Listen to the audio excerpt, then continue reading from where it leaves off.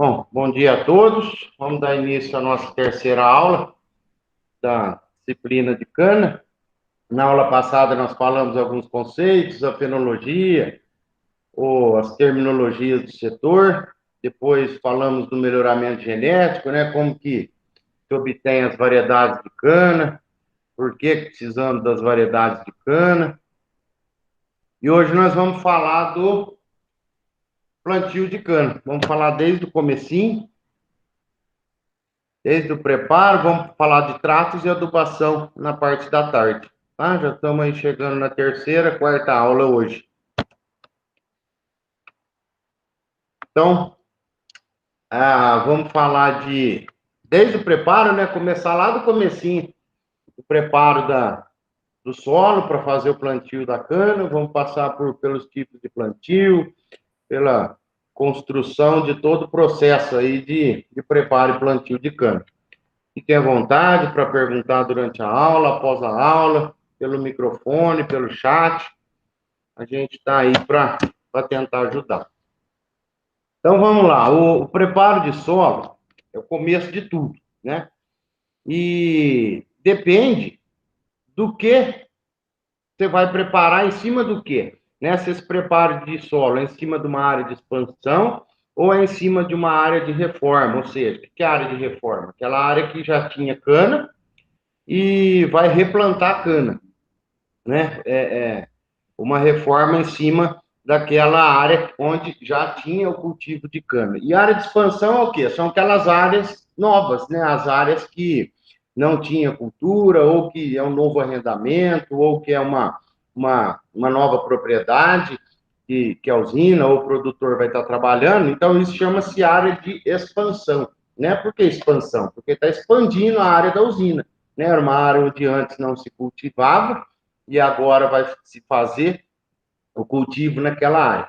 Então, o preparo de solo depende completamente de onde você está fazendo, depende da cultura anterior, né? Das condições da área. O preparo de solo, a gente vai ver, né? Eu vou falar das etapas principais, porque tem muita variação. O preparo de solo não é uma receita de bolo que você vai lá e vai seguir na cartilha. Por quê? Depende de muitos fatores, né? Depende da condição da área, depende se a área já tem alguma compactação, ou se é uma área que já está pré-preparada pela cultura anterior, né? Depende da cultura anterior e do destino da cultura anterior. Por exemplo, se é uma área onde foi feito um plantio de soja, por exemplo, a área tem uma condição diferente do que aonde foi plantada uma crotalária, ou de onde tinha outro tipo de cultura, por exemplo, se tem cultura de caule, cultura perene, né?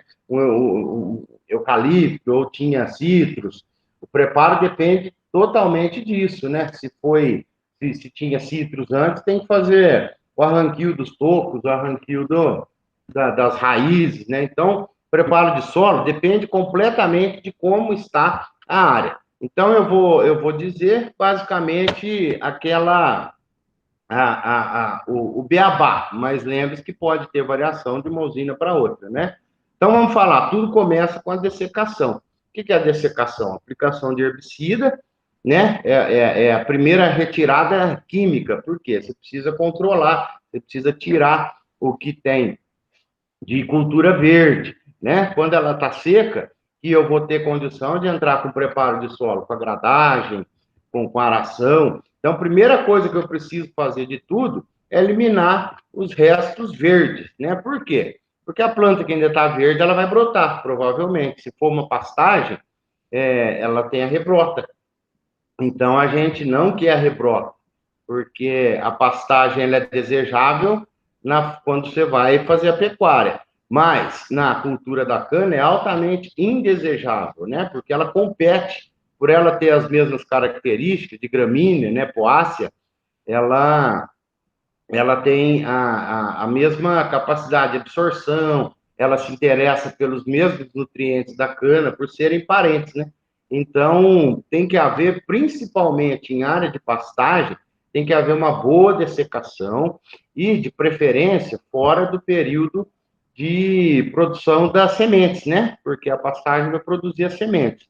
Então, antes de se produzir da planta emitir as sementes, né? Por quê? Se as sementes no solo, o herbicida não vai pegar, a dessecação não vai ter o efeito necessário, tá? Então, essa aqui é uma área pós a dessecação, né? Então, veja aqui está aplicando o herbicida na área, na pastagem verde, e aqui é uma já pronta a dessecação em cana, né? Você vê que aqui, ó, era uma cana, então aqui é uma área de reforma, né, em cana, aonde foi feita a colheita e após, né, o ciclo normal de 30, 40, 50, 60 dias, a cultura começa a crescer novamente e é o tempo que a usina veio para fazer o plantio. Então, você observe que a usina já não veio fazer o produtor, né, não veio fazer o plantio logo em seguida da colheita. Deu tempo dessa planta crescer novamente. Então, o que se faz? A dessecação, né? Fez a reforma, porque a produtividade aqui já era baixa, vê que já tem bastante falhas aqui, ó. Então, a usina faz a reforma, ou seja, replanta tudo de novo, começa o ciclo novamente. Isso aí é após o quinto, sexto, quarto. Tá? Então, aqui é uma área dessecada em cima da reforma de um canavial. Tá? Então, após a dessecação, qual que é a etapa? Ou pode fazer simultaneamente. Tem a etapa da amostragem de solo, que é quem nos vai guiar com respeito à adubação, com a calagem, né? A correção da acidez, a correção dos nutrientes e a aplicação de adubação nessa área. Então, fizemos a dessecação, fizemos a amostragem de solo. A amostragem de solo, ela deve ser feita de uma maneira que represente toda a área, né? Ela não deve ser feita num ponto só daquela área, por quê? Porque ela precisa representar aquela área como um todo, né? E outra, você não precisa também colher amostras de toda a área, dependendo de qual a sua utilização, né? Nós vamos falar aqui da agricultura de amostragem para agricultura de precisão, só para ter uma base que é diferente da amostragem de solo para adubação convencional, né? Então, antes do plantio, obviamente, lá na etapa de reforma, de dessecação, já faz a amostragem de solo, né? Geralmente faz a cada ano. Na verdade, na canas, recomenda que faça a amostragem ano sim ou ano não, nos anos ímpares, né? No ano 1, no ano 3 e no ano 5, e faça a amostragem de solo para ter um norteamento para se fazer a adubação, né? Então, como eu estava dizendo, que depende a sua amostragem do tipo de adubação que se vai fazer na área, né? Quando se vai trabalhar com a agricultura de precisão, a amostragem é totalmente diferente, né? A amostragem tradicional é aquela onde você pega alguns pontos da área, né? Que nem aqui a propriedade. Você pega lá 3 pontos aqui, você pega um ponto aqui, um ponto aqui. Quando eu digo um ponto, uma amostra, lembre-se que é aquela amostra composta, né? Vocês devem ter visto lá em fertilidade do solo, na disciplina. A amostra composta é formada por 10 subamostras, né? Então, você faz 10 subamostras, mistura e tira uma amostra. Então, na agricultura convencional, a amostragem de solo é aquela onde tem as subamostras nas áreas aonde tem as características similares, né? Onde tem características semelhantes, que nem pega aqui, ó, a gente vê que aqui tem características semelhantes. Então, aqui, por exemplo, você tira 3 amostras aqui, tira mais uma ou duas aqui, tira mais uma ou duas aqui. Na agricultura de precisão, você faz a amostragem por grids, né? Você tem a metodologia onde formam-se os grids. O que é o grid? O grid é essa tela aqui, quadriculada, né, que se joga por cima, todo por georreferenciamento, aonde em cada quadrinho desse aqui, você vai tirar uma amostra para fazer o quê? Adubação em taxa variável, né? Então, quando a gente faz essa quantidade de amostra maior, a gente consegue, aqui os pontinhos aqui na tradicional ficaram fora, né? Esses pontinhos dentro da área. Então, agricultura tradicional, bem menos pontos. Agricultura de precisão, a quantidade de pontos de amostragem, né? Os pontos amostrais são bem maiores, né? Por quê? Porque a gente sabe que a agricultura tradicional trabalha uma adubação na média, né? Por exemplo, aqui dá uma média desses pontos de amostragem, me deu uma média de recomendação de 200 quilos de NPK por hectare.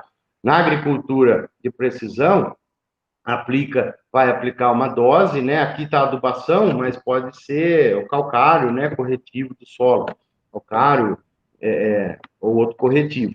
Então, você vê, aqui precisa de uma dosagem, aqui não precisa aplicar, aqui precisa de 50, aqui na faixa vermelha precisa de mais. Então, a agricultura de precisão, a amostragem de solo se difere, né? Faz diversos pontos na área, onde a gente vai ter um mapa dessa maneira aqui, né?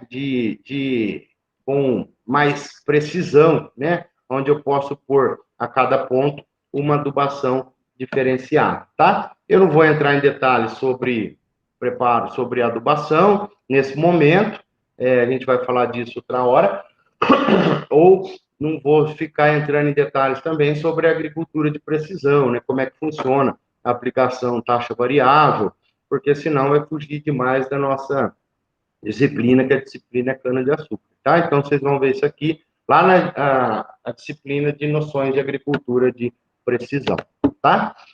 Como que eu faço as amostragens? Eu faço amostragem manual, através dos trados, porém, na agricultura de precisão, amostragem com trados não é recomendável, tanto pela falta de padronização, homogeneidade, né? Porque o trabalhador ali, a pessoa que está fazendo a amostragem, ela está sujeita a erros, né?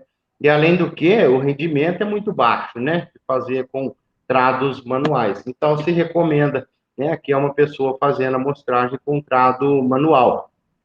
Tem diversos tipos de trado. Olha lá, o trado de rosca, que você vai rosqueando, ele vai entrando e coletando a amostra. O trato calador, que é esse que ele vai a maiores profundidades. O trado de caneca para áreas mais arenosas. O trado holandês, que é o mais utilizado, que é aquele que tem um lado de cada haste dessa aqui, tem um lado que é afiado. Então, você vai rodando, ele vai penetrando e fazendo a coleta da amostra. A pá do corte, ou a pá fatiadora, trado fatiador, né? Então, esse aqui é um trado holandês. A gente consegue ver aqui que aqui é um trado holandês. Ele vai girando e penetrando no solo. E os quadriciclos são os mais recomendados atualmente, que se passa a amostragem de solo através dos quadriciclos. Por quê? Porque ele consegue manter a homogeneidade, né? Você programa aqui a quanto tempo, a qual profundidade que é para descer a rosca de amostragem. Então, você diz se é de 0 a 20, de 20 a 40, e ela desce exatamente. E ela retira no mesmo ponto, né? A gente sabe que o furo de 0 a 20 e o de 20 a 40 tem que ser exatamente no mesmo lugar, senão você tira duas vezes de 20. Então, o quadriciclo, ele é muito mais ágil, ele é mais preciso, ele consegue fazer um trabalho bem melhor, né? Ou temos também esses amostradores, aqui a rosca onde penetra. Nós temos os amostradores que se acoplam a a carroceria de caminhonetes, né? Então, aqui também faz a mesma função.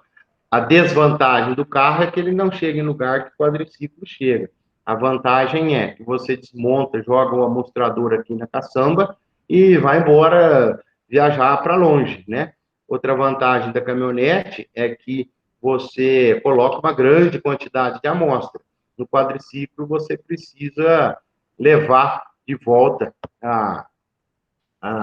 as amostras, né? Assim que for coletada uma quantidade, você já tem que levar as amostras embora, porque não cabe, embora que eu diga assim, para outro local, né? Para você armazenar, porque o quadriciclo não tem uma capacidade grande de armazenar. Mas a vantagem do quadriciclo é muito maior por causa da agilidade, né? Ele entra em qualquer lugar, se é uma área de reforma, não está cheio de toco, o quadriciclo anda sem dificuldade nenhuma, área com declive, aquelas baixadas, né? O carro já não chega lá para fazer a amostragem de solo, tá? Então, aqui é um amostrador também, ó, nós temos amostradores mecânicos, amostradores elétricos, onde coletas também com mais qualidade, né? a amostra de solo. Você vê que aqui tem um limitador, então ele enfia aqui, perfura até aqui, sabe que é de 0 a 20. Aí, quando ele marca daqui para cima, ele sabe que é de 20 a 40. Então, os amostradores mecânicos, elétricos ou os quadriciclos são os mais recomendados para fazer amostragem de solo, tá? Bom, então tá, fez a amostra de solo, aí nós estamos falando então de um plantio em área de reforma de cana, uma área onde se plantava cana, reformou e vai plantar novamente. Então, é altamente recomendável que se use um eliminador de soqueira, por quê?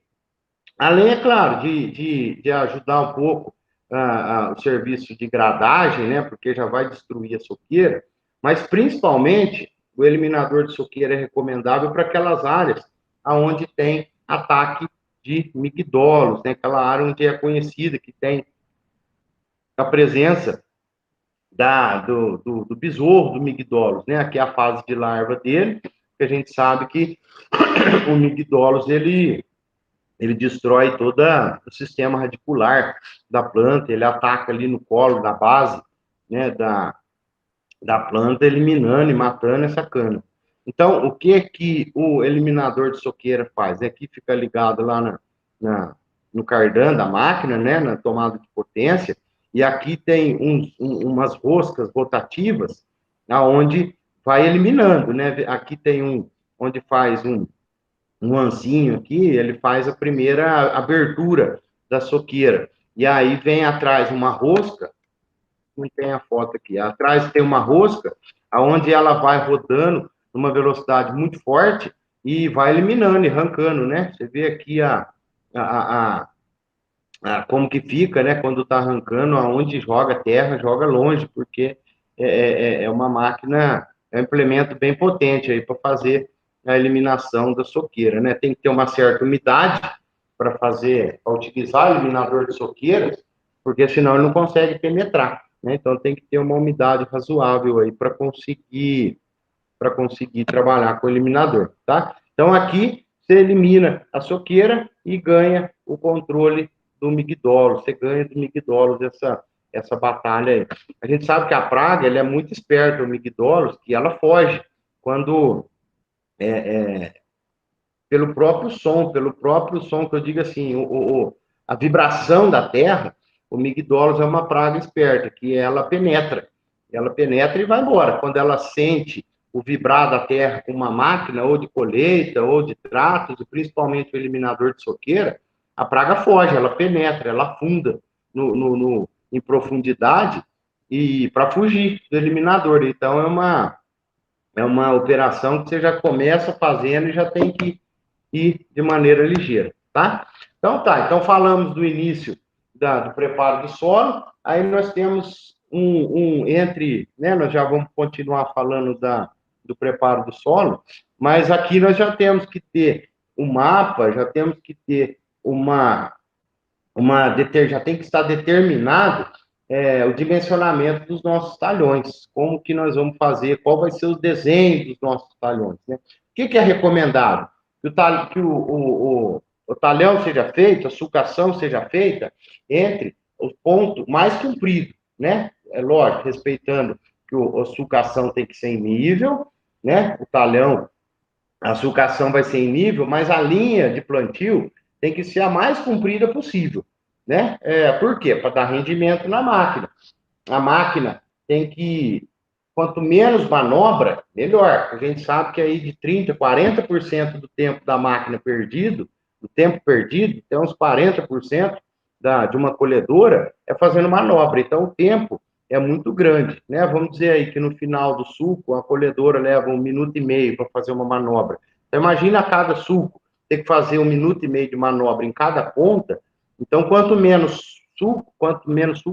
mais comprido for o sulco, menos manobra ela vai precisar fazer, ou seja, a colhedora vai estar trabalhando mais e fazendo menos manobra. Só que tem uma recomendação que, se a sulcação tiver mais que 700 metros, faça um carreador transversal. O que é o carregador transversal? Esse aqui da imagem, ó. Veja que aqui a sulcação está nesse sentido, só que se a sulcação tiver mais, né, de 400 metros e menos, e tem no máximo 700 metros de comprimento de sulco, é recomendável que se tenha um carreador. Quem sabe me dizer por quê? Que em 700 metros é recomendável o carreador transversal, que é esse que corta o sulco. Por quê? Alguém fala aí? Porque essa distância, 700 metros, é por volta da distância que enche um transbordo, tá? Então, o transbordo não pode fazer manobra dentro da área. Então, ele tem que ir até o carregador para ir sentido o ponto de carregamento, né? Para ir lá levar cano para o caminhão. Então, é recomendável que se faça um carregador a cada 700 metros, que é o ponto aproximadamente que o transbordo vai encher. E outro fator é o comprimento do carretel de irrigação, geralmente tem essa distância de 350 metros por aí, aonde você consegue esticar o carretel de um lado desse carregador transversal e lá do outro lado, para fechar os 700 metros. Né? Então, eu estico 350 para cá, depois eu venho do outro lado e estico 350 para lá. Então, quando eu não tenho esse carregador, o carretel de irrigação não consegue, se ele ficar aqui no carregador, se a sulcação for muito comprida, a irrigação, a vinhaça ou a fertirrigação não vai conseguir atingir. Né? A mangueira do carretel não vai conseguir atravessar o talhão de fora a fora. Então, tem essa recomendação de que, no máximo, em 700 metros, se faça um carregador transversal para a manobra do transbordo e para poder dar a distância da mangueira do carretel de irrigação. Tá? Com relação às larguras dos carreadores, tem as regras, né, de 10 metros de largura no carreador mestre, 5 metros de largura nos carreadores principais, na estrada mestre, né? Essa aqui é aquela estrada mestre, geralmente é a estrada municipal, onde ligam uma cidade a outra, aquela estradona principal. Tem que ter 10 metros de largura, isso aqui é regra, inclusive regra do sistema de acero, né, do lado de rodovias, estrada mestre, tem que ter 10 metros de largura. Os carreadores principais, como esse aqui, ele tem que ter 5 metros de largura, é regra também. E aqueles carreadores transversais, igual eu mostrei aqui, ó, esses podem ser menores, de 3 metros. Por quê? Porque esse aqui você vai ter trânsito só lá na colheita.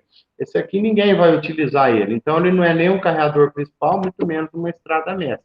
Então, estrada mestre, 10 metros de largura, carreador principal, 5 metros de largura, e os carreadores transversais, que é aquele que corta o talhão no meio, que é utilizado só na colheita, 3 metros de largura, porque é o suficiente para andar um transbordo, para passar uma colhedora nele, sem pisar na cana, né? Na soqueira de cana e causar compactação.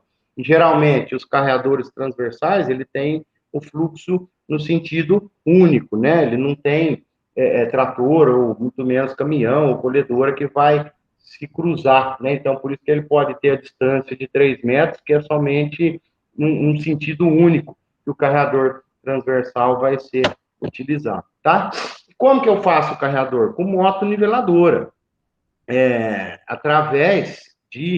Tem que ter um alinhamento, que o pessoal da topografia vem fazer o alinhamento desses carregadores, mede-se as cotas, né? E aí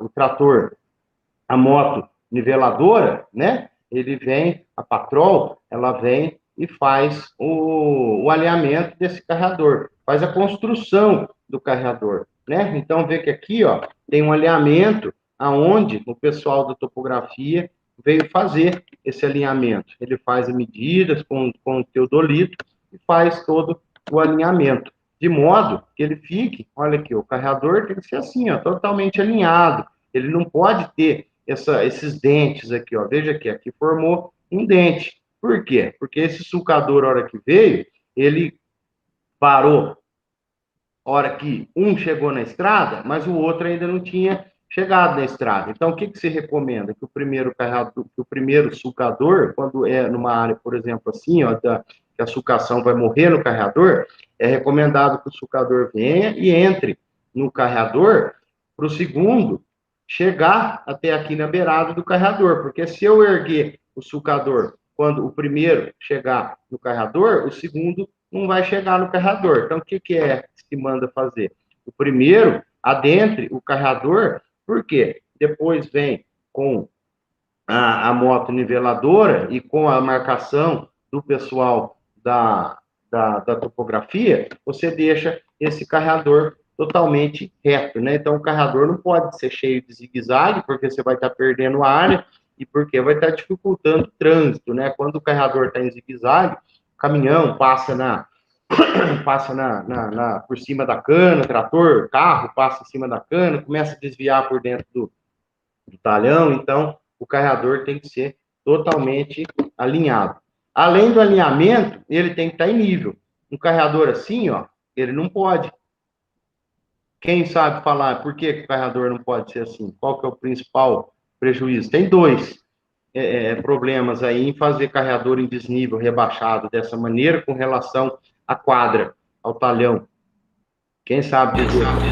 Eu acho que a questão da água e questão do equipamento que vai andar, colhedora, transbordo, vai ficar um degrau Exatamente. aí. Exatamente. O Alexandre falou exatamente. O carregador tem que ser em nível, por quê? Para não causar erosão, porque senão a água da chuva ela vai cair aqui nesse carregador e vai vir andando aqui na beirada aqui, vai causar uma baita de uma erosão, né? Que vai a água procura o ponto mais baixo. Então, se o carregador estiver mais baixo que o talhão, ele vai acumular, a água vai correr toda por aqui, vai virar um canal de escoamento de água, vai causar erosão. E outro motivo que é de igual importância à erosão é a manobra da máquina, né? Como que a máquina, uma colhedora, vai vir trabalhando aqui, e aqui, esse barranco, a colhedora vai cair, toda vez esse barranco aqui vai danificar a máquina, né? Não vai conseguir fazer um bom rendimento e não vai conseguir, né? A manobra tem que ser, por exemplo, se for 2 talhões de cana, ele passa, sai de uma área e já entra outra. Aqui vai causar um grande dano ali na frente da colhedora, né? Os divisores de linha vão bater no chão, enfim, tem que estar em nível, tá? Inclusive, a própria é passivo de multa pelo pessoal é uma regra do pessoal dos recursos hídricos, né, do Departamento de Recurso Hídrico, tem uma legislação que proíbe aquelas estradas em barranco, né? A gente vê muito ainda estrada, principalmente as estradas principais aí de prefeitura, onde corta barranco. Isso aí não pode mais. O Departamento de Recurso Hídrico baixou uma regra, uma legislação, onde não pode ter carreador que corte barranco.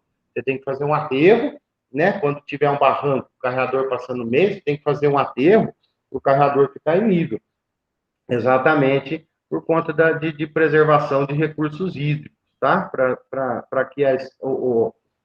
que aquele ponto ali não vire um canal de escoamento de água, tá? Então, o carreador, ele tem todo um preparo, né? Não é de qualquer maneira que se faz, ele tem que ter todo um alinhamento, já com o pessoal da topografia, para a moto niveladora vir e deixar ele totalmente alinhado e em nível, tá? Então, vamos voltar para o preparo de solo. Então, nós já fizemos a dessecação, já definimos como vai ser o carreador, onde nós vamos fazer o carreador. Então, só voltando aqui, o carreador sempre tem um alinhamento final, geralmente com um trator menorzinho, né?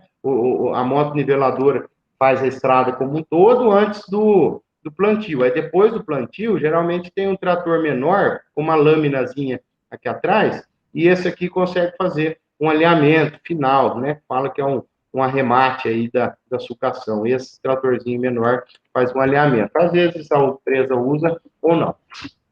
Então vamos falar do preparo de solo, né? Nós temos três tipos de preparo de solo. O preparo convencional, o plantio direto ou o preparo reduzido, tá?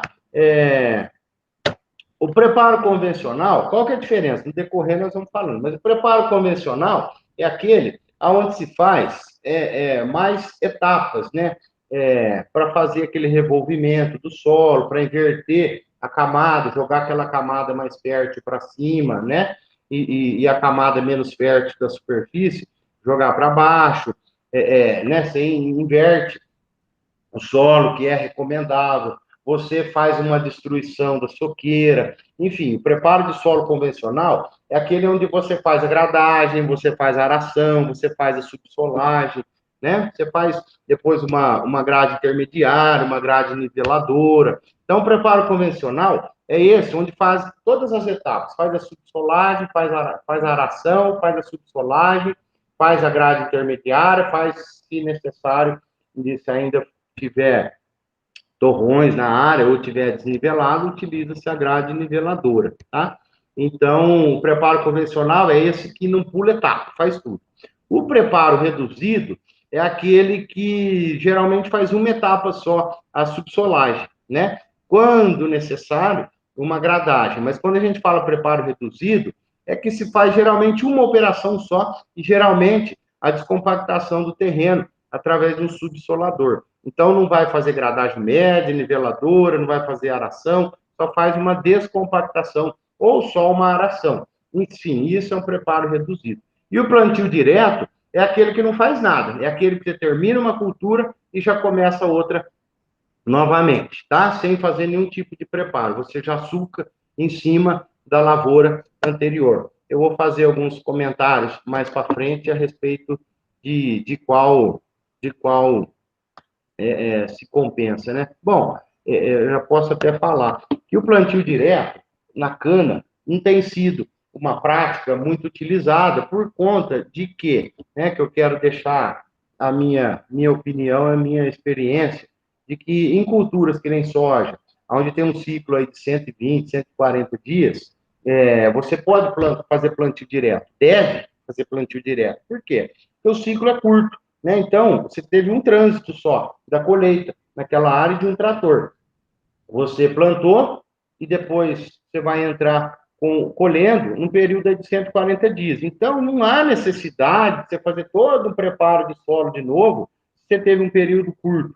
Agora, imagina a cana. A cana ela vai ficar lá 6 anos, né? Para dar 5 cortes, ela vai ficar lá 6 anos. Então, ó, vai ter 5 anos que vai passar colhedora, que vai passar transbordo, que vai passar trator de herbicida, que vai passar o trator dos tratos culturais. Então, nesses 5 anos, teve muito trânsito nessa área. E como?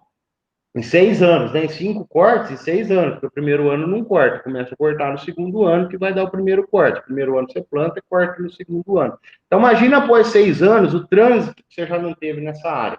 Se você fizer o plantio direto na cana, você vai ficar mais 6 anos, então vão ficar 12 anos sem fazer um preparo de solo. Então, por isso que na cana, o plantio direto não pegou e não é recomendável por conta disso, porque se você não fizer no final de um ciclo, plantar direto em cima, sem fazer um preparo de solo, você vai ficar lá 12 anos sem preparo. Em 12 anos, passando trator, colhedora, tratos culturais, adubação, herbicida, esse solo vai estar compactado, com certeza, já no segundo ciclo, no segundo plantio. Tá? Então, por isso que na cana-de-açúcar, diferentemente de grãos, o plantio direto é muito pouco utilizado, né? Quando se começou a fazer, várias usinas aderiram ao plantio direto de cana, mas logo já pararam com essa prática, porque para cana-de-açúcar acabou não sendo viável, tá? Então, muitas usinas optam, diria que a maioria,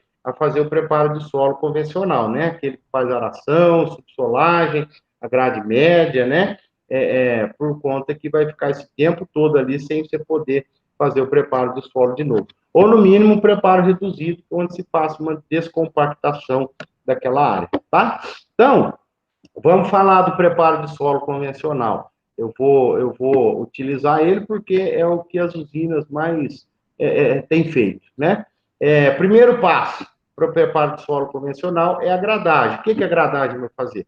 Eliminar aquela grade, a gradagem, né? Ainda não é a pesada. Você vai fazer uma gradagem para eliminar o resto da cultura anterior. Você vai fazer aquela eliminação dos restos vegetais que você já dessecou. Então, você precisa vir, antes de entrar com uma grade pesada, você já vem e faz uma eliminação da cultura anterior por uma gradagem, tá?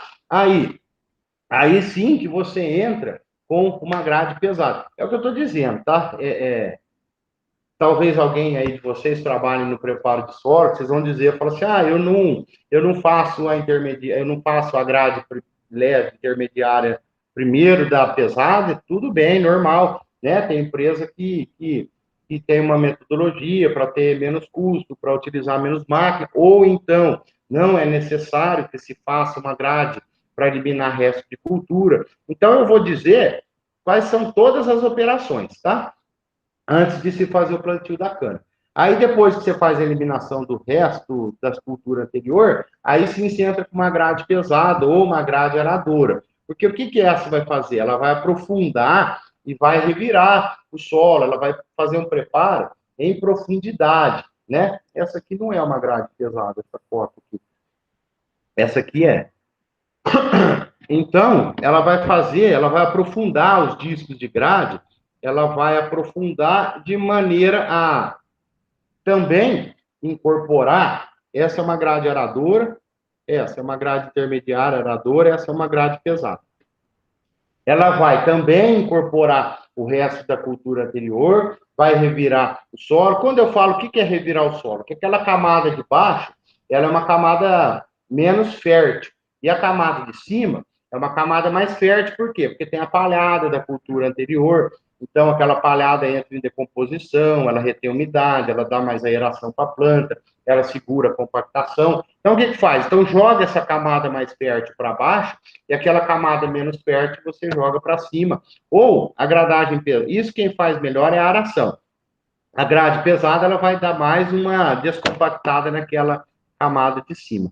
Nesse momento, também pode-se fazer a aplicação de fertilizantes, de corretivos e defensivos, né? São calcários. Você pode fazer calcário nesse momento, né? Faz a distribuição dos corretivos de solo juntamente ali com a gradagem, antes de você passar a gradagem pesada, porque ela vai fazer a incorporação desse corretivo a profundidade de 20, 30 centímetros, tá? Então, você faz chegar lá embaixo o adubo, o corretivo, tá? Junto com no momento, um pouco antes de se fazer a gradagem pesada, a aração, tá? Você pode também, junto com a grade, você pode aplicar algum herbicida que se faça controle de sementes, né? Veja aqui esse implemento. Ó, esse implemento ele está fazendo uma gradagem e está aplicando.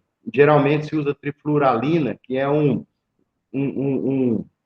herbicida pré-emergente de amplo espectro. O que quer dizer o herbicida pré-emergente? Que é aquele que se aplica antes de emergir a planta daninha, né? De amplo espectro, que pega a boa parte das plantas daninhas. Então, junto com o preparo de solo, você pode também aplicar um herbicida pré-emergente, né? Lógico que é pré-emergente, porque a planta daninha não emergiu, como você vai aplicar um pós-emergente, né? Então, obviamente, se aplica um herbicida pré-emergente, é uma opção de se fazer junto com o preparo de solo. Porque tem herbicidas pré-emergentes que é chamado PPI, pré-incorporado, né? Pré-plantio incorporado. Você faz antes, se aplica antes do plantio e deve ser incorporado.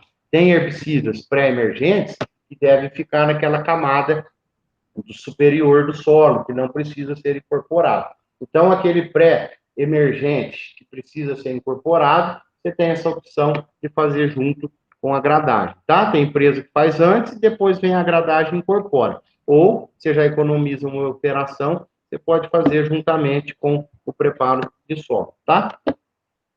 E se for fazer uma fosfatagem, aquela que naquele solo que é deficiente em fósforo, a gente sabe que o fósforo ele demora a ser disponibilizado para a planta, é lógico, depende muito da fonte, né? Tem fonte que é mais rapidamente disponível para a planta, mineraliza para a planta absorver, e tem fósforo que é mais demorado. Então, se recomenda que se faça fosfatagem naqueles solos que são pobres em fósforo, é recomendável que se faça fosfatagem nesse momento também, antes da aplicação, antes da utilização da grade, para fazer a incorporação, né? Você faz a fosfatagem antes para fazer a incorporação. E aí você entra uma grade intermediária. O que a grade intermediária faz? Destorroa, né? Porque a grade pesada, ou a grade aradora, ela forma os torrões. Então você entra uma grade intermediária, onde você vai fazer nova incorporação e vai quebrar aqueles restos que a grade anterior acabou não incorporando, ou aqueles torrões que acabou se formando, tá? Aí, quando você já tem condição de aprofundar um subsolador, aí você faz a subsolagem, né? O que a subsolagem faz?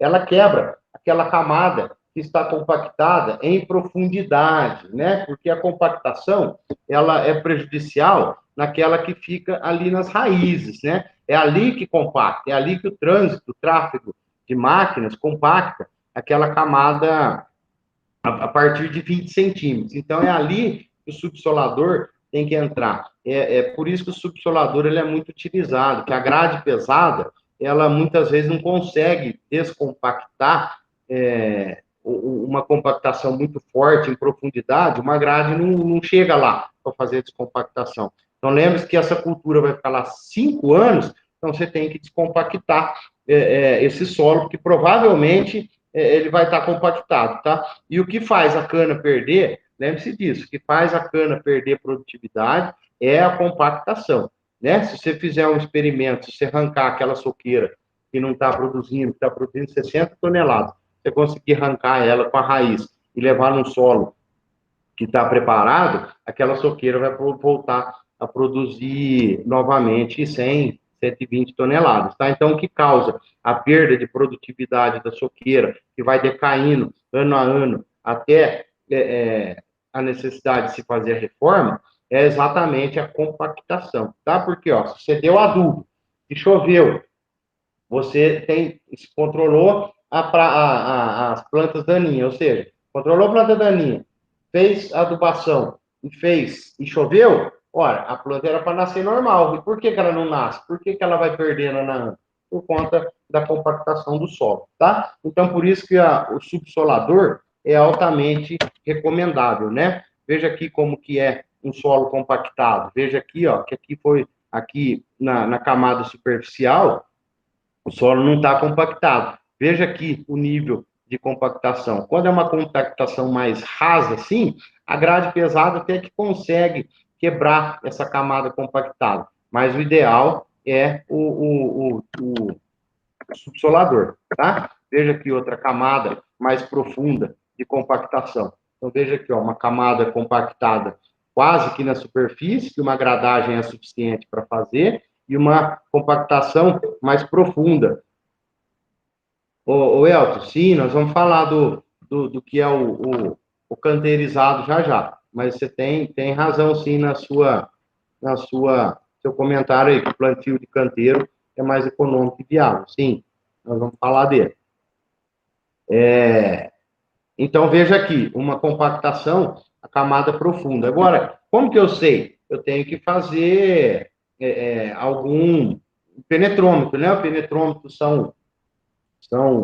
é uma barra, né? Onde ela tem um pêndulo não, um peso, você vai naquela barra assim, o peso vai batendo, então você consegue identificar, você bate, tem essa é uma das maneiras de se encontrar a compactação, né? É o método do Stolf, né? Chamado método Stolf.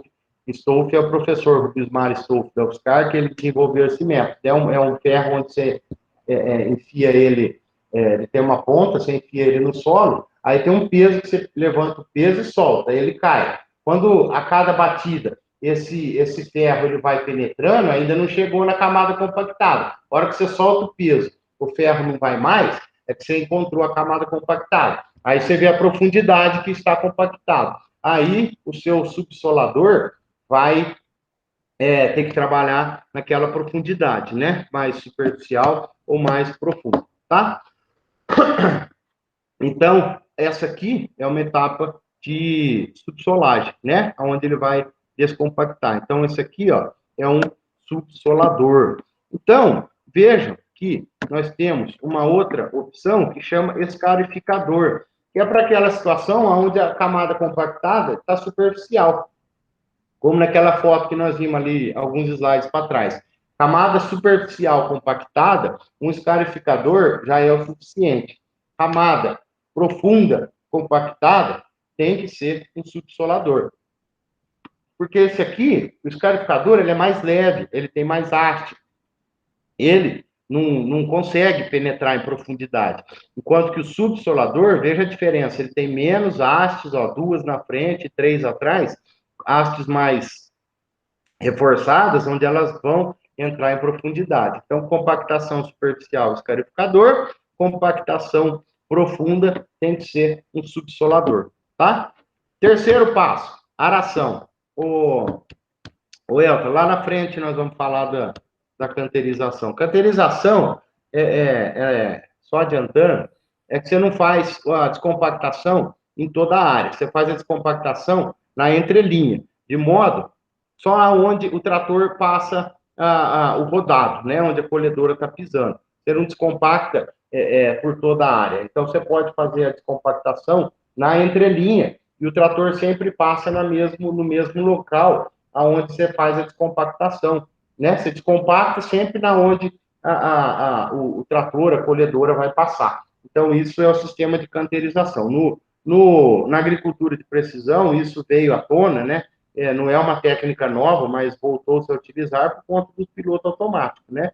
Porque antes, quando a operação era manual, o operador tinha as suas variações aí no percurso, né? Não conseguia passar todo ano o pneu no mesmo lugar. Hoje, com a agricultura de precisão piloto automático, o trator passa ano a ano no mesmo local. Então, daí que se voltou-se a utilizar a, a canterização. Então, lá na frente nós vamos ver um pouquinho de canterização de novo, quando a gente fala lá no plantio. O terceiro passo, uma aração. O que a aração faz? Como eu disse, faz a inversão da camada de baixo. Então, a aração pode ser com arados de aiveca, né? O que é o arado de aiveca? Ao invés de ser aquele arado de disco, é um arado de aiveca. Tem empresa que só gosta, isso aqui, falar que é gosto pessoal do gerente. Tem gerente que só quer trabalhar com arado de aiveca. Tem gerente que não suporta trabalhar com arado de aiveca. Gerente que eu digo assim, direção da empresa, né? Pode ser diretoria, dono, gerente, enfim, quem resolve se vai trabalhar com um arado de aiveca ou uma grade aradora. Ambas têm a mesma função, de enterrar, de revolver o solo, né? Jogar a camada profunda de palhada, que nem veja aqui, essa camada mais fértil você enterra ela e aquela camada menos fértil você traz para cima. A grade aradora, o arado de aiveca, ele tem a vantagem já de fazer uma descompactação. Então, ele descompacta em profundidade e já faz essa reversão do solo. Tem lugar que não gosta de fazer por conta que aqui ele forma mais torrão, ele forma um espelhamento, né, nesse ponto aqui do disco aqui, ele quase que ele faz uma sulcação. Então, isso aí depois atrapalha a própria sulcação, porque ela faz um caminho, né, onde o arado de aiveca passa, já forma um caminho, e depois a sulcação acaba não ficando, o trator, o sulcador, ele, vamos falar assim, ele encavala onde passou o arado de aiveca, e aí você não consegue ter um nivelamento. E pelo próprio espelhamento, pela própria formação de mais torrão, tem empresa que não gosta de arado de aiveca, e tem empresa que já gosta de arado de aiveca, né? Então, veja aqui, nós temos arado de aiveca que é reversível. Quando ele está indo, por quê? Porque sempre tem que jogar para o mesmo lado, né? Se você joga uma parte de um lado, e eu falo assim, o solo, né? Você está indo com o trator, aí ele joga para lá. Depois, se você volta ao contrário, ele joga para cá. Então, vai ficar aqui um vão no meio, um buraco no meio. Então, o que faz? O arado é reversível, de modo que ele, quando ele está indo, ele joga para lá, depois na volta, você reverte o arado, ele joga para lá também. De modo que todo o revolvimento da Terra vai para o mesmo lado. Então, quando ele não é reversível, ele, na hora de fazer essa inversão, ele joga cada um para um lado e forma um vão no meio. Então, os arados de Aiveca, recomendável quando se utiliza, é um arado de Aiveca reversível, tá? Aí nós temos o destorroamento, uma grade niveladora. Tem empresa também que não utiliza de jeito nenhum uma grade niveladora e tem que se tomar muito cuidado com a grade niveladora, porque ele dá uma esfarelada, ele volta o solo ao pó, né? Se for uma época seca, tranquilo. Agora, se for numa época chuvosa, não se deve fazer uma grade niveladora, deixar esse talco, né? Deixar o solo no pó, porque ele vai correr muito risco de erosão. Se der uma chuva forte aqui, vai ter o arrastamento. Então, tem empresa em áreas declivosas, em regiões chuvosas, em época de preparo de solo na chuva, que não se faz uma grade niveladora, né? A não ser que tenha muito torrão, onde as etapas anteriores de preparo foi feito com muita umidade, formou torrão, aí sim tem que usar a grade niveladora, mas tem que tomar muito cuidado com erosão, tá? Então, a grade niveladora é essa, grade niveladora ou grade leve, né? O pessoal fala, passar gradinha leve, é a grade niveladora, tá? Aonde se formou umas valas, ou, por exemplo, onde tem que destruir onde destruiu uma curva de nível, é recomendável que se faça grade niveladora, né? O que ela faz? Ela nivela, ela deixa aquele solo bem soltinho para poder nivelar. Então, terreno nivela. A hora você tem que usar a niveladora por conta de alguma área que ficou muito desnivelada, né? Então, você tem que usar a grade niveladora. E aí também você pode fazer a aplicação de algum defensivo agrícola. Então, plantio direto, eu pus essa interrogação aqui, mas eu já antecipei lá atrás, né? Esse aqui, ó, uma imagem de plantio direto na cana. Então, lembre-se disso. Então, eliminou uma cultura de cana e planta a cana em cima de novo. Então, esse vai ficar aí 12 anos sem fazer um preparo de solo. Então, na cana, plantio direto, como eu já disse, não vou repetir, não é muito recomendável. E o terraceamento? Terraceamento também tem que fazer. Terraço é construído de forma transversal, no sentido da enxurrada, né? Se a declividade é assim, a água vai descer assim, eu tenho que fazer a curva de nível assim, para segurar a água. Aí tem alguns tipos de curvas de nível, né? Nós temos terraço de base larga, onde ele tem aqui, ó, do começo ao fim, ele pode ter de 5 a 12 metros, ou seja, empresa que faz mais comprida, mais suave, para poder plantar. Geralmente, terraço de base larga, se faz comprido, para poder plantar em cima dele, né? De modo que a colhedora aqui não tenha uma declividade muito forte, de modo que a colhedora consiga andar aqui e o trator já andar logo do lado. Tá? Em áreas onde não é muito declivosa, o terraço base larga está sendo muito utilizado, tá? Só que se for muito plano também, nem o terraço base larga precisa. A própria sulcação profunda já controla. Apesar que a sulcação profunda é relativo também, que é desnecessário. Mas tem empresa que faz sulcação profunda e ainda na área nível faz uma base larga, de modo que nem precisaria, né? Se a área é um terreno plano, se já faz a sulcação profunda, nem base larga precisa. Agora, em áreas onde tem um pequeno declive, a base larga já é o suficiente, né? Então, o que faz? Aqui é o nível original do terreno.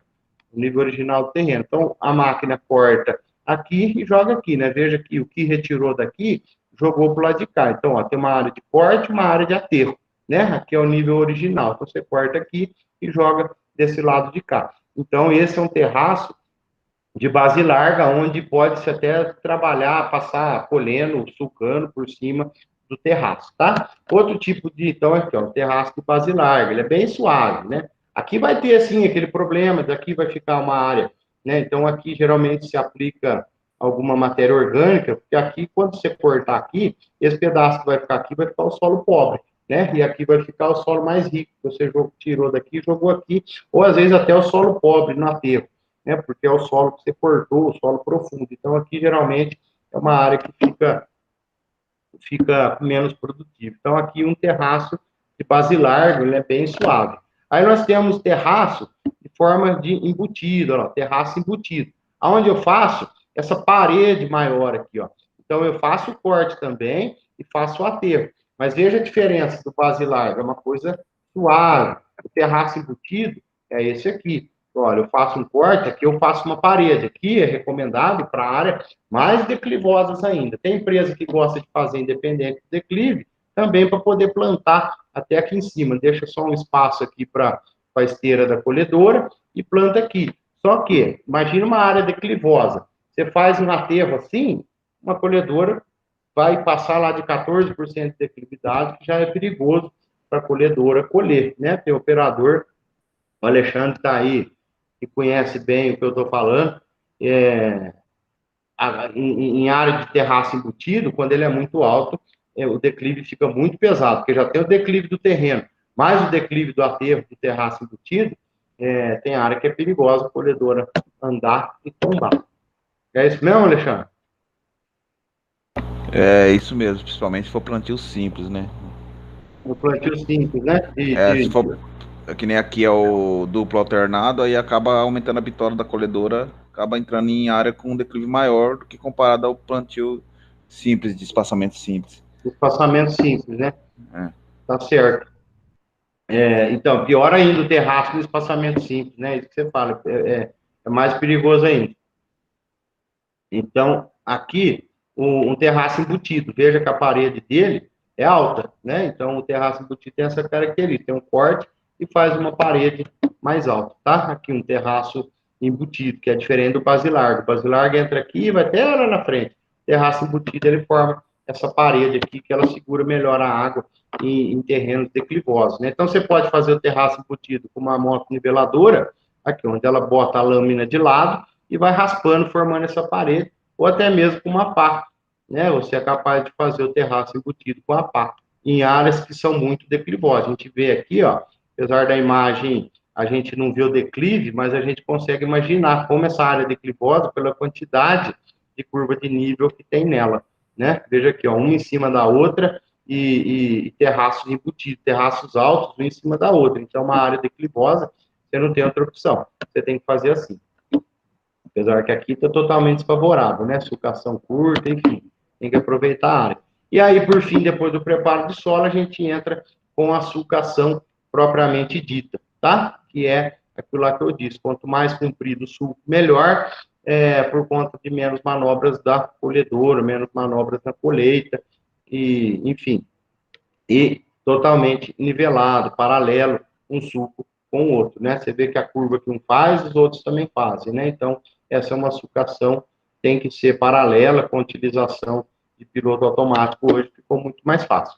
Então, esse é um sucador, né? Veja que aqui o sucador, ele tem uma sapatinha na frente, aonde ele abre mais em profundidade para a raiz penetrar, e depois tem as asas do sucador. É aqui pela asa que você controla a largura, né? Que nem aqui, ó, tá fazendo um sulco de base larga. Nós vamos ver aqui, ó, veja que o sulco é de base larga, porque ó, onde está fazendo uma parede, onde está fazendo a outra parede. Aqui é um sucador convencional, aonde você mede aqui a largura que você quer do sulco, esse aqui vai ficar em formato de triângulo. Esse aqui vai ficar em formato de um vaso. Ele vai vir aqui, vai ficar reto embaixo e crescendo. Eu tenho umas fotos aí na frente, vai dar para entender melhor. Então, esse aqui é um sucador de formar o suco simples, né? Aonde aqui, na abertura da asa, vai ser a largura do seu suco e tem que ser a mesma largura do cobridor, né? Então, a distância que eu tenho aqui, se eu tiver aqui 40 centímetros, o meu cobridor, ele também tem que ter essa mesma medida aqui para raspar a parede do sulco e cobrir a cana, tá? Então, aqui veja que faz adubação. Então, quando o sucador está abrindo, ele já faz a adubação. Através dessas mangueiras aqui, é onde faz o despejo de adubo, tá? Então, aqui o espaçamento, nós temos diversos espaçamentos. Para colheita mecanizada hoje, 1,50 é o mais utilizado, ou espaçamento duplo alternado, que nós já vamos falar um pouquinho dele. Então, como no sulcador tem a adubadeira, né, tem a adubação, então eu tenho que ter também um muque, onde eu faço o despejo aí do açúcar. Aqui, porém, essa foto é antiga, hoje tem um suporte aqui de segurança para esse cara aqui não ficar correndo risco, né? Então, aqui tem um protetor aqui em cima, esqueci o nome dele, tem uma gaiola que o operador fica dentro, que o saco, o big bag de 1 tonelada, ele apoia em cima desse suporte, dessa gaiola, né? Não se usa mais fazer direto assim. Então, aqui ele faz uma regulagem da dosagem de adubo que se deseja, onde ele coleta a quantidade de adubo na mangueira, liga por alguns minutos, né? Ou, aqui no caso, olha lá, ele amarrou a ponta da mangueira para andar 50 metros, ele coloca um saco, anda 50 metros ou 25, né? Quanto mais, melhor, e vê, e coleta e pesa para fazer a regulagem da dosagem de adubo, tá? Juntamente com a sulcação, ou após a sulcação, pode fazer o que o pessoal chama de plantio de torta, né? O que é? Aqueles solos que são mais pobres, aonde está sem matéria orgânica, recomenda-se, ou em solo, aonde se desejar, né? Utilizar a torta de filtro, você vai aplicando a torta de filtro dentro do suco, tá? Tem os problemas disso aqui, o pneu da carretinha andar dentro do suco não é legal, porque é compacto, tá? Então, essa operação aqui, ela é meia, tem que ser muito cuidadosa para não formar isso aqui, ó, esse espelhamento no suco que a carretinha de torta faz, forma uma camadinha compactada aqui que vai prejudicar a cana, tá? Mas os efeitos da torta de filtro é muito grande. Então, aqui eu vejo que ele tem uma hastezinha, então ele joga aqui na frente dessa haste, ele joga a torta, e aqui atrás ele faz uma aprofundada, né, uma escarificada nesse pedaço aqui, né, exatamente onde o pneu passou, ele dá uma descompactada. Então, como é que é o suco? O suco é assim, nós tivemos a camada preparada de 30 a 40 centímetros. Então, esse solo aqui, aonde o sucador vai fazer o suco, é exatamente naquela camada que nós preparamos, né? De 30 a 40 centímetros. O suco, ele tem de 25 a 30 centímetros. Tem empresa que faz com 15 centímetros, tem empresa que faz com 10 centímetros o suco. Né? Mas estou querendo dizer assim, ó, nós lembra lá no preparo de solo, nós preparamos a 40 centímetros. Então, a sucação, ela vai ficar aqui, ó, de 10, 15 até 30 centímetros a sucação. Aqui, de 8 a 10, é a camada de terra por cima da cana. Então, veja aqui, ó, duas canas, aqui de 8 a 10 centímetros de camada de terra por cima do tolete da muda, de 25 a 30 centímetros de profundidade a sucação, para ficar no solo que a gente preparou, né? Então, a gente suca em cima do solo preparado. O sistema de canterização que a gente comentou lá atrás é isso aqui, ó. Por quê? O trator passa sempre no mesmo ponto, de modo que depois eu descompacto só onde o pneu do trator passou, né? Veja que aqui, ó, a canterização, ele fica ele faz um terraço de base larga. Então, ó, faz o terraço de base larga, que eu vou dizer alguns slides como que é o base largo convencional. Faz um terraço base larga, o rodado do trator passa sempre no mesmo lugar. Então, aquele ponto ali faz onde vai ter a compactação, depois você faz um preparo, uma descompactação entre um corte e o outro, só naquele ponto, tá? Aonde o pneu do trator passou. E aí, nesse ponto aqui, ela vai ter um aprofundamento da raiz, né? Porque aqui não vai estar compactado. Aqui uma camada compactada, a raiz não profunda. Uma camada descompactada, a raiz profunda, aumentando a produtividade da cana. Então, quando a gente fala em canteirização, é isso aqui, ó. É esse ponto aonde o pneu do trator vai passar e você faz uma descompactação naquele local, tá? O alinhamento é muito importante, o espaçamento tem que coincidir com a largura da bitola do trator, né? A gente mede aqui, tem que ser do centro do pneu, porque tem pneu que é mais largo e pneu que é mais fino. Então, a gente faz a medida. Aliás, faz todas as medidas, né? Da parede interna para parede interna, de centro a centro, da parede externa para parede externa. De modo que a gente tem a largura do pneu, a gente sabe se vai pisar, regula a bitola, ajusta a bitola do trator, de modo a não pisar na linha de cana. Veja que aqui, ó, aqui está pisando um trator, um pneu está na entrelinha, que é o correto, e outro pneu está na linha de cana. Então, isso aqui não tem como depois você fazer uma canterização, não tem como você descompactar a entrelinha, porque você está compactando na linha. Se você vier descompactar a linha, você vai estar arrancando a cana, né? Então, a bitola tem que estar totalmente alinhada com o espaçamento da cultura, com o espaçamento de plantio, tá? Então, aqui, veja uma camada compactada. Então, aonde o pneu passou por cima, como é que fica depois?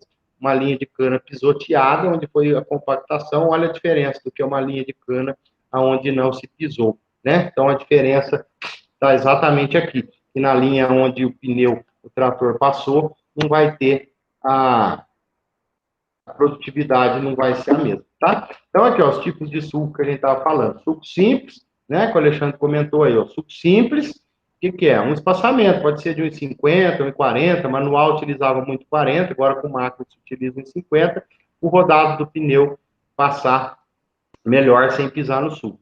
O suco de base larga, que é aquele que nós vimos algumas fotos ali atrás, para fazer o sistema de canterização. Então, ó, você faz um base larga, então veja que de centro a centro, você vai ter um espaçamento maior para o trator andar. Então, aqui depois você faz uma descompactação só nesse ponto aqui, tá? Então, esse é um suco de base larga. Veja que o suco simples ele é pontudo, o suco base larga ele forma uma base larga embaixo.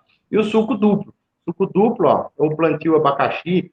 Veja que tem dois sucos próximos, e aí do centro desse para o centro desse é um espaço maior, né? De modo que aqui cabe, aqui geralmente sobra uns 50, porque ó, eu tenho 25 aqui, eu tenho 25 aqui, porque aqui tem 50, né? Então, ó, eu tenho 25 aqui e 25 aqui. Então, 1,90 menos os 50, né? O 25 de cada lado, eu tenho 1,40, que é o suficiente para passar o rodado das máquinas, né? Quando eu digo rodado, é a esteira da máquina e os pneus dos tratores.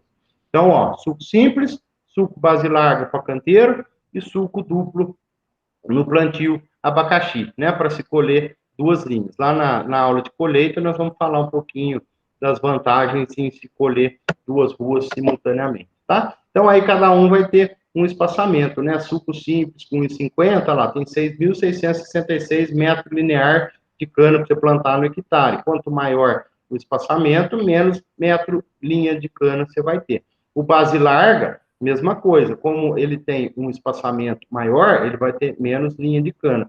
E o suco duplo, ele, na verdade, aqui não está considerando, aqui quando tem essa metragem, está considerando como fosse um suco simples, né? Então, para medir os metros lineares no suco duplo, você tem que fazer de centro a centro do suco do meio, né? Aí você divide em dois, é o espaçamento. Aqui a sucação base larga, que eu tinha já mostrado, mas é essa foto aqui, está fazendo um suco base larga para canteirização. Tá? Espaçamento duplo, fica dessa maneira aqui, ó. Você mede o espaçamento, tem dois próximos, que aqui o espaçamento ali na imagem estava 1,90 por 0,50, por 0,60, acho que na foto ali, mas aqui tem diferentes medidas. Tem empresa que faz 0,40 por 1,50, tem empresa que faz 0,90 por 1,80, enfim, tem aqui a sucação dupla, tá? Aqui como é que fica depois que nasce, né? Então, nós temos um espaçamento maior e depois um espaçamento menor. Nessa foto aqui, ó, 0,40, essas duas linhas tem 40 centímetros uma da outra, e depois nós temos 1,40 aqui, que é para o pneu passar. Então, os pneus, a esteira anda nas entrelinhas maiores, colhendo essas duas ruas na mesma passada, tá? Aqui um plantio duplo, né? Que é um espaçamento mais simples e um espaçamento maior, um espaçamento estreito e um espaçamento maior, tá?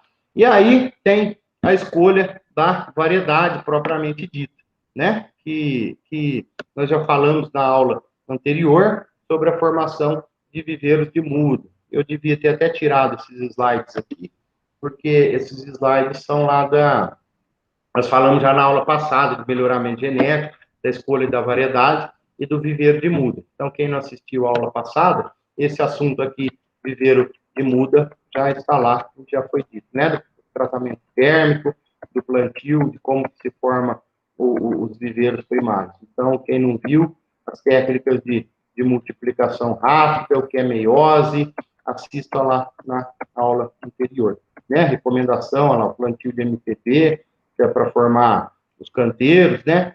Isso aqui nós já... Canteiro não, para formar o viveiro, né? Plantio de meiose para fazer viveiro. Isso aqui já está tudo lá na aula passada. Eu vou adiantando esses slides aqui, para a aula também não ficar muito cansativa, não ficar repetindo. E aí entra propriamente o plantio.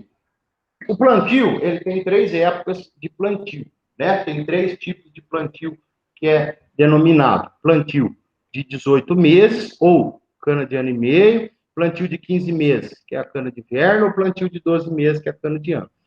Cana de 15 meses, que é o de inverno, é muito pouco utilizado. É só para, vamos falar assim, para aproveitar aquela equipe que já está lá trabalhando, aquela equipe que já está contratada para fazer plantio, para não fazer dispensa. Geralmente é isso, tá? Para não fazer a dispensa do pessoal, eles plantam cana o ano inteiro. Mas não é legal, por quê? Eu vou dizer minha opinião pessoal, porque não existe cana para ser plantada o ano inteiro. Cana tem que ser plantada nos meses chuvosos, né? Ou como 12 meses ou como 18 meses. Mas não temos cana para ser plantada no inverno, não existe cana para ser plantada no inverno. Então, por isso que esse plantio de inverno, ele é pouco utilizado. Como eu disse, geralmente as usinas que fazem é porque já tem uma equipe lá e quer plantar o ano inteiro, né? Mas não é recomendável esse plantio de cana de inverno, não. Quando se comprou muitas plantadoras, né? Então, muitas usinas aí acabaram queimando plantadora nesse plantio de inverno, dizendo que o problema era o plantio mecanizado. Mas não, porque antes, quando não tinha plantadora, não fazia plantio de inverno, né? Por quê? Porque a equipe sua estava toda na safra. Então, não tinha uma equipe exclusiva para fazer plantio. Agora, como que é plantar cana o ano inteiro, faz o plantio de inverno sem irrigação, essa cana não vai nascer. Aí muito se falou que a plantadora não dá resultado. Não é, na verdade, foi feito plantio na época errada. Plantio de inverno não é legal, não é recomendável, né?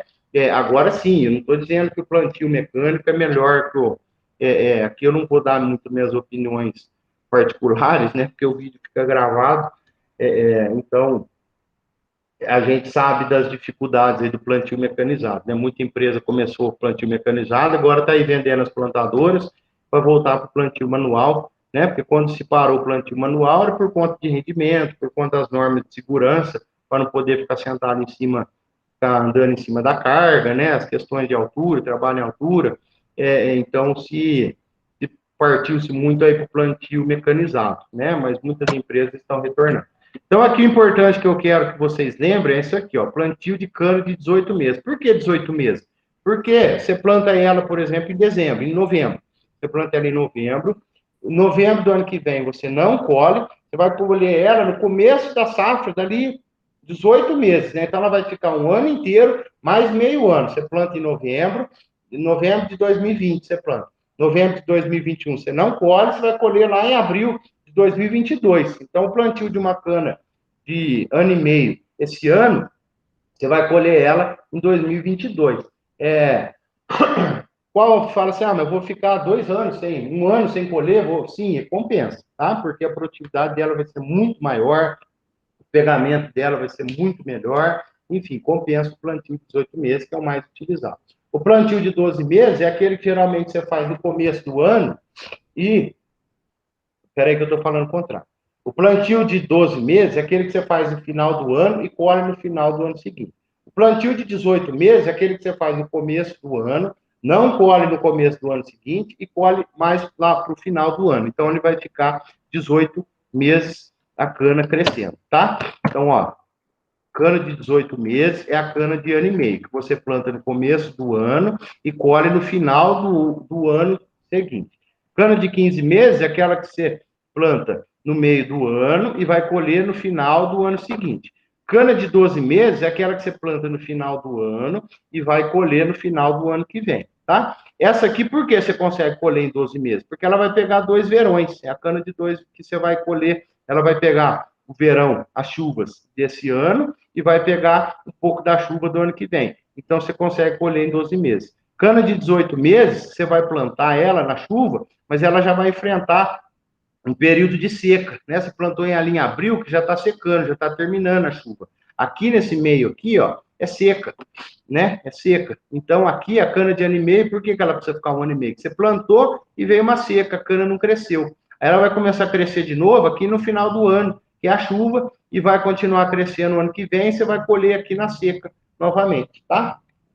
Então, a cana de 18 meses tem essa característica aqui, ó. Então, aqui, ó, tem um período seco. Todo ano é assim, ó, janeiro, fevereiro, março chove, em abril para de chover, aqui em agosto tem déficit hídrico, ali em outubro começa a chover de novo, novembro e dezembro chove muito. Então, no Brasil, aqui na região sudeste, né, no Nordeste muito, isso aqui é da região sudeste, tem esse comportamento, meio de ano muito seco. Então, agora aqui, se a gente joga aquela tabela em cima, a gente vê aqui, ó, cana de 18 meses, você plantou na chuva, ou seja, ela pegou bem, só que aí ela enfrenta a seca. Ela enfrenta a seca, para de crescer, vai voltar a crescer lá no fim do ano, aí você tem que deixar 18 meses para colher aqui de novo.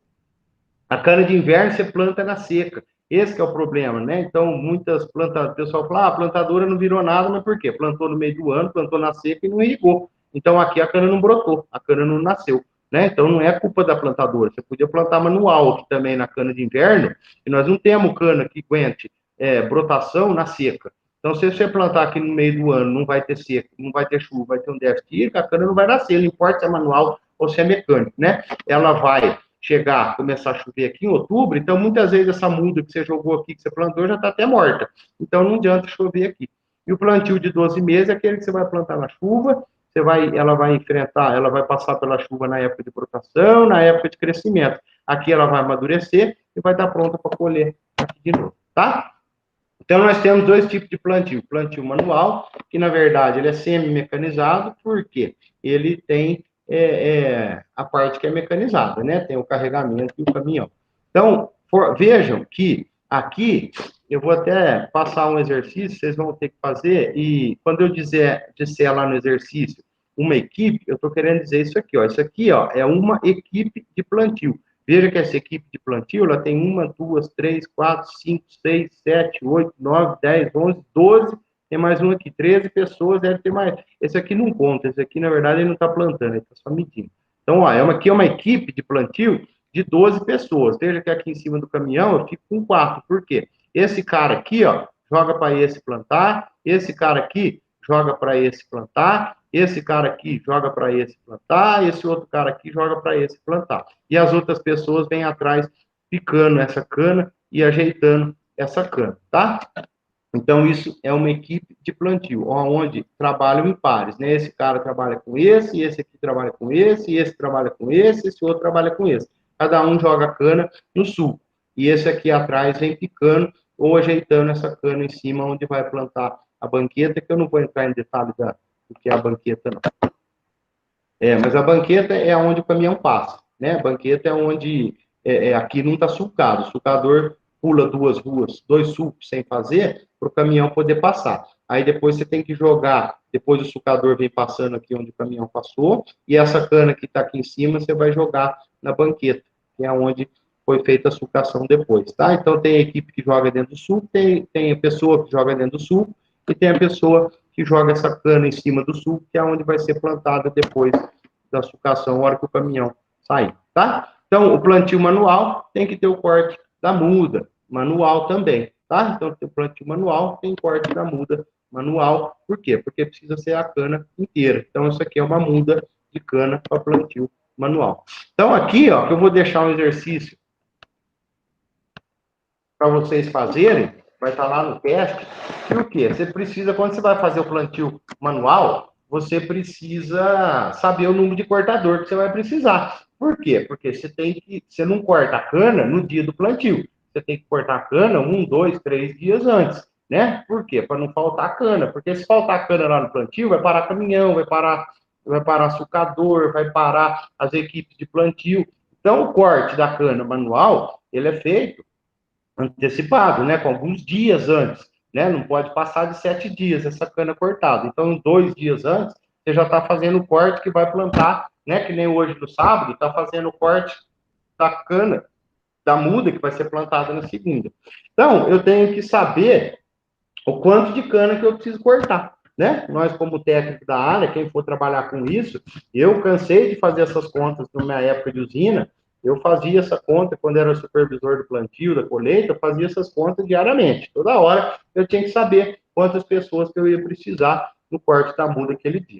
Então, ó, quais informações que eu preciso? Quantas equipes de plantio eu tenho? Tenho 3. Lembra que lá nós vimos na foto, aquela galera toda lá no caminhão e no chão é uma equipe. Então, quantas equipes de plantio eu tenho para trabalhar? Eu tenho 3. Né? Na minha empresa eu tenho 3 equipes de plantio. Quantas toneladas de muda que eu vou utilizar por hectare? Isso aqui eu sei, por conta do tamanho da gema, já da variedade, eu sei quantas toneladas de cana que eu uso por hectare. Qual que é o meu rendimento por equipe dessa aqui? 5 hectares por dia. Uma equipe dessa planta 5 hectares por dia, né? E quanto que cada cortador corta? 4 toneladas por dia. Aí aqui se ajusta para a sua empresa, claro. Mas como é que a conta é feita? É feita da seguinte maneira. Então, está aqui o número de equipe que eu tenho, o quanto que eu utilizo de muda por hectare, meu rendimento por equipe e o meu rendimento por cortador. Então, o que é a primeira coisa que eu preciso saber? Quantos hectares que eu vou plantar por dia? Se eu tenho 3 equipes, cada equipe planta 5 hectares, 3 vezes 5, eu vou plantar 15 hectares por dia, tá? A outra pergunta que eu tenho que fazer, quantas toneladas, então, eu vou precisar por dia? Se eu planto 15 hectares por dia e eu utilizo 13 toneladas por hectare, então eu vou fazer 15 vezes 13, então eu vou precisar de 195 toneladas de cana cortada para não fazer falta, que é o que eu necessito, que é o que minhas equipes vão precisar por dia de tonelada de cana. Então, se eu tenho quanto tonelada de cana eu vou precisar, e eu tenho quanto cada cortador corta por dia, então eu divido a tonelada de cana vezes a 4, 195 dividido por 4, eu vou precisar de 49 cortadores. Vai dar 48 e alguma coisa, eu vou arredondar, porque eu não vou cortar o cortador do meio. Então, eu arredondo para cima, tá? Então, eu vou deixar uma continha dessa aqui para vocês fazerem lá. Vocês têm os slides aí, ou vocês voltam aqui na aula, vocês vão conseguir fazer isso aqui, tá? Cálculo do número de cortadores. Então, vamos repetir. Quantos hectares eu vou plantar por dia? Se eu tenho 3 equipes, cada equipe planta 5 hectares, eu vou plantar por dia 15 hectares. Quantas toneladas de cana eu vou precisar para plantar esses 15 hectares? Ora, se eu utilizo 13 toneladas por hectare, eu vou plantar 15 hectares, então 15 vezes 13, eu vou precisar de 195 toneladas de cana. Ora, se eu vou precisar de 195 toneladas de cana, cada cortador corta 4, então eu divido 195 por 4, eu vou dar lá que eu preciso de 49 cortadores de cana, tá bom? Então, vocês vão fazer um exercício desse lá no teste que vocês vão fazer lá, tá? Essa etapa aqui, bom, aqui, o que eu preciso fazer também? O cálculo da produtividade da muda. Por quê? Esse caminhão de muda, eu não vou mandar ele para a usina pesar. Só que eu tenho que saber o quanto tonelada que tinha nessa área que eu retirei para muda, né? Então, o que eu tenho que fazer? Eu faço eu saber quanto que aquela área que eu tirei de muda pesou. Por que essa tem que fazer essa estimativa? Porque o caminhão de cana da safra, ele vai, quando ele chega na usina, ele pesa. O caminhão de muda, ele não vai para a usina pesar. Então, eu tenho que saber o quanto que tinha de muda naquela área. Tanto para eu pagar o cortador, tanto para eu saber o quanto que eu estou utilizando de muda por hectare, o quanto que cada caminhão vai plantar. Então, eu tenho que saber a estimativa de produtividade daquela área. Então, a conta é simples também, ó. Eu tenho o espaçamento da cultura, que é 1,40. Cada cortador, cada leira daquela de cana no chão, representa 5 ruas. E um caminhão percorreu 184 metros para carregar. Então, ó, se eu faço o espaçamento vezes o número de linha, o que é esse número de linha cortado? O chão aqui, ó, o cortador, ele corta 5 ruas, né? O cortador não vai cortando uma rua só. O cortador corta 5 ruas. Então, ó, o cortador cortou 5 ruas, o espaçamento é de 1,40. E a distância, o caminhão percorreu 184 metros para carregar, e qual que é o peso de um caminhão? 9.100, porque um eu peso, o primeiro caminhão eu peso para saber o quanto que está dando a carga, né? Então, ó, se eu faço espaçamento, vezes o número de rua, vezes a distância do caminhão, eu vou ter quantos metros quadrados eu colhi, quantos metros quadrados de cana tem em cima do caminhão. Então, se em 1.288 metros quadrados, que é a carga do caminhão, colheu, eu tenho 9.100 quilos, em 10 mil metros quadrados por hectare, eu tenho quanto? Eu faço a regrinha de 3, né? 10 mil vezes 900 dividido por metros quadrados, eu vou ter aqui 70,7 toneladas por hectare daquela muda que eu colhi, tá?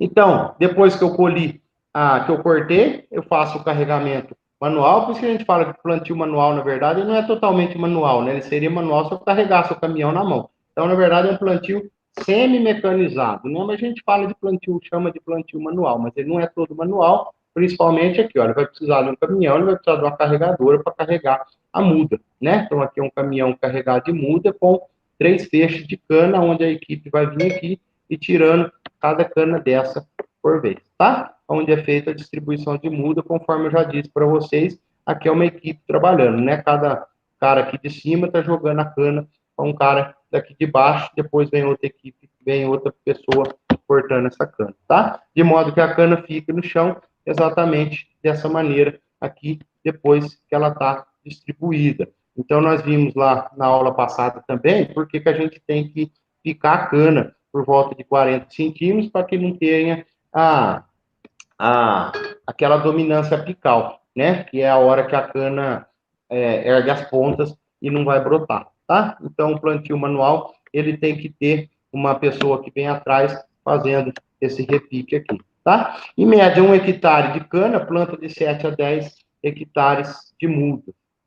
1 hectare de muda, planta de 7 a 10 hectares, tá? Então, o corte, ele, naquela aplicação, ele não pode ser feito em cima da gema, tem que cortar, tem que tirar a ponta e tem que respeitar uns 3 centímetros do solo também, para que tenha a rebrota, tá? Então, o plantio manual, ele é recomendado que se faça dessa maneira aqui, ó. Veja que aqui, ó, eu planto uma cana, aí eu planto um outro como na transversal, né? Na transversal, eu digo assim, ó, isso aqui que eu quero chegar. Eu sempre cruzo um pé com uma ponta da cana com outro pé, uma ponta com outro pé, uma ponta com outro pé. É o cruzamento pé com ponta. Por quê? Porque a parte da ponta, ela brota melhor que a parte do pé. A parte do pé da cana já é mais velha, aquela parte que tem mais açúcar, porém, ela é a que nasceu primeiro, ela é mais velha. Né? Então, aquela gema lá de baixo, a chance dela falhar, a chance dela estar danificada é muito maior. Então, eu cruzo o pé com ponta, por quê? Porque a ponta é a parte que melhor nasce a gema. E o pé é a parte que nasce pior da cana. Então, se eu cruzar o pé com a ponta, a chance de eu ter uma brotação uniforme é bem maior, tá? De modo que aqui em 1 metro eu tenho, em média, 12 gemas viáveis, né? 12 a 15, tem empresa que prefere trabalhar com 15 gemas por metro, tá? Então, olha lá, eu cruzo o pé com ponta, e aí eu faço a contagem. E se não tiver dando 12 gemas? Eu junto mais a cana, ou talvez eu tenha que jogar 3 canas. Se é aquela cana que tem um internódio, o tolete muito comprido, eu tenho que cruzar, muitas vezes, 3 canas, né? Se é uma que tem um internódio mais curto, eu cruzo 2 canas, é o suficiente para que some essas 12 gemas por metro, tá? E aí vem fazendo depois de esparramar a muda, vem a cobrição, né? Então, a cobrição, esses disquinhos aqui, ó, ele vai raspar a parede do sulco e vai, olha lá, os disquinhos que ele raspa a parede do sulco e joga por volta de 8 a 10 centímetros em cima da muda, tá? Então, o trator, ele vai passando e cobrindo a cana. Aqui tem o inconveniente da maioria dos tratores andar pisando em cima da muda, porque ele não consegue andar na parte alta, tá? Então, nós temos sucadores cobridor de 3 linhas e cobridor de 2 linhas. Esse aqui é um cobridor de 2 linhas. Quando se usa cobridor de 3 linhas, é recomendável que se use o sucador de 3 linhas também, tá? Para poder não ter variação no espaçamento. Então, quando eu suco de 3 linhas, eu cubro com 3 linhas, aí o trator anda fora do suco. Quando eu suco com 2 linhas, eu vou cobrir com um cobridor de 2 linhas, aí o trator acaba andando dentro do sulco, pisoteando a cana. Então, aí, o processo de cobrição, eu também utilizo um inseticida, né, contra cupim. Eu posso utilizar as 2 marcas aí de fungicidas que a gente tem, de inseticida, posso aplicar fungicida junto, né, com a hora de fazer a cobrição da cana, tá? Então, aqui o inconveniente do cobridor de... Tem empresa que tenta andar fora do sulco para cobrir, mas é muito difícil, né? O trator conseguir andar aqui em cima para cobrir aqui. Então, o cobridor acaba andando dentro do sulco, né? Aqui veja o reservatório do defensivo agrícola, onde ele joga o defensivo, ó, nós vimos aqui, ó, joga o defensivo e joga a terra por cima, né? O defensivo fica logo em cima, o cupinicida, né? O inseticida para cupim fica logo em cima da cana. Antes, e joga a terra por cima, aí a cana vai estar coberta dessa maneira aqui, o que nós estamos vendo, né? Então, a gente não vê mais a cana. Caso a cana fique descoberta, tem uma equipe que vem fazer o repasse dessa cana, tá? Então, nós temos o plantio mecanizado também. Nós falamos lá do plantio manual, e o plantio mecanizado é o quê? Esse sim é mecanizado, porque tudo é feito com máquina. O corte da muda é feito com máquina, aí joga no transbordo, o transbordo joga na plantadora, tá? Então, aqui, ó, o manual tem a equipe onde faz o plantio à mão, o plantio mecanizado faz todo com máquinas. Essa aqui é uma plantadora. Então, veja que aqui, ó, ela suca, ela joga o adubo, ela joga o inseticida, o cupinicida, e já vem cobrindo, e desparrama a muda, né? Então, ó, ela suca, joga a muda, aplica o inseticida e já cobre. Na mesma operação, ela já faz tudo. Pode ter uma pessoa aqui ou não, né? Onde essa pessoa aqui vai controlando o fluxo de cana, vai jogando a cana picada para a bica, né? A bica de cana é aqui. Então, essa é a plantadora, onde já, na mesma passada, ela já suca, joga a cana e cobre, tá? A gente sabe de N dificuldades que tem, N problemas, e tanto no manual também tem seus problemas, e as plantadoras também. Mas a plantadora tem um rendimento excelente, tá? Então, a plantadora que é acoplada atrás do trator, então ela entra numa área onde está só o preparo. Olha que beleza que é uma plantadora. Você só fez o preparo. Aí vem a plantadora e já passa e já está plantado e coberto a cana. Então, aqui o plantio mecanizado também, onde a área está só preparada. Veja, aqui está só preparado e aqui já está plantado, coberto. É uma baita tecnologia. E nós temos também a distribuidora de muda. A distribuidora de muda, veja que ela não suca e não cobre, né? Então, tem empresa que hoje opta por isso. Só faz a colheita e a esparramação, para não utilizar mão de obra, faz a colheita mecanizada e, no lugar da esparramação com a mão, com aquelas equipes esparramando a muda, a cana dentro do sul, faz com uma distribuidora. Veja que a distribuidora, então, ela não suca e não cobre. Então, eu tenho que utilizar um sucador e eu tenho que utilizar um cobridor. Aqui, na verdade, eu eliminei só a mão de obra de esparramar o suco, a cana no suco, tá? Então, veja aqui é uma plantadora, veja que é uma distribuidora de muda. Veja que aqui já está sucado, ela só está jogando a cana. E depois vem uma atrás e cobre. Sabe que tem também as dificuldades para cobrir isso aqui, às vezes o cobridor arrasta a cana, fica um pedaço de cana, mas enfim, é uma opção de plantio também que algumas empresas optam, tá? Então, lá, tem a parte sulcada, só está sulcada, depois vem aqui, então, um trator já veio e sulcou, a distribuidora de muda só joga a muda, depois vem o trator atrás fazendo a cobrição, igual no manual, tá?